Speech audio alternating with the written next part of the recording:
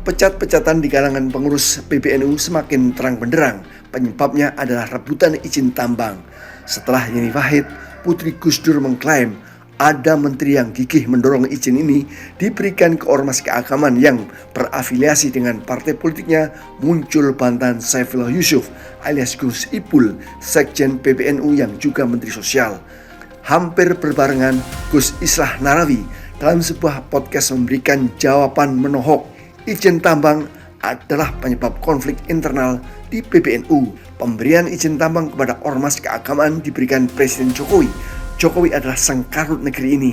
Banyak pihak tidak setuju ormas mengelola tambang karena kerumitan operasional dan potensi konflik tinggi yang berisiko merusak marwah organisasi. Saya kira tambang ini adalah sekali lagi milik NU. Yang mau berebut siapa? Yang mau berebut siapa? Nggak ada. Yang ada bagaimana tambang ini dikelola dengan baik, ya. Nanti hasilnya sepenuhnya untuk kepentingan rakyat. Ini yang paling penting. Ini kan ini disesatkan ya dengan informasi seakan-akan ini ada rebutan tambang. Siapa yang berani merebut dan siapa yang berani mempertahankan untuk kepentingan pribadi loh ya? Ya akan ada yang bisa. akan tahuan gitu loh. Apalagi ini juga dalam pengawasan pemerintah. Jadi tidak bisa hanya diperebutkan oleh orang per orang, apalagi cuma 3 sama 2 orang, nggak bisa. Makanya aneh kalau Gus Ipul itu menyebut ini ada pertarungan investor ini, investor itu. Semua itu yang menentukan adalah ketua umum. Saya pastikan memang persoalan konflik di PBNU itu karena persoalan tambang. Kalau ada Gus atau Kiai yang menolak bahwa ini bukan karena tambang, ayo debat sama saya. Silakan debat, mau Kiai, mau pakai sorban saya hadapi. Saya untuk Kiai-Kiai yang doyan uang yang hanya mencari cuan di dalam tubuh PBNU itu, saya udah anggap bukan Kiai lagi.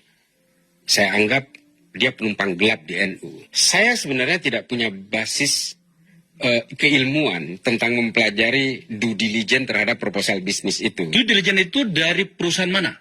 Perusahaan namanya APN, PT APN. Ini punya siapa Anugerah Perdana ini? Terafiliasi dengan siapa? Kalau PT Anugerah Perdana Nusantara itu yang tercatat sebagai direksi di situ namanya Suhat. Suhat. Ya, saya tidak tahu terafiliasi ke sana, tapi ketika saya tanya-tanya, saya dengar-dengar katanya terafiliasi dengan Boy Thohir. Boy Thohir. Ya. Okay. Nggak apa-apa, saya ucapkan aja hal-hal yang seperti ini. Jangan anggap uang saya akan menutupi itu. Bahwa jaminan di bank? Deposit SDM ya. Berapa besarnya? 700 sekian miliar. Oh, gede banget. Gede banget. Bagi saya tidak menguntungkan untuk NU proposal bisnis itu. Kalau bagi saya nih, mending balikin aja itu tambang. Kenapa kemudian ujungnya adalah saling pecat memecat? Ya. Apa yang terjadi? Ya karena satu sama lain itu menganggap bahwa satu sama lain itu adalah batu sandungan. Dianggap sebagai kerikil dalam sepatu dalam agenda-agenda besar mereka. Kan pasti begitu. Apalagi orang-orang yang sudah diijon ini sudah terikat dengan uang dan sebagainya. Sehingga dengan segala cara, dengan militansi kekuatan penuh, dia harus menghilangkan obstacle yang menghalangi niatannya dia. Karena uang PT APN itu tercatat masuk ke rekening PBNU itu kurang lebih sekitar 5 kali dari sejak Januari 2024. PBNU sudah terikat 40 miliar di awal dengan perusahaan-perusahaan ini.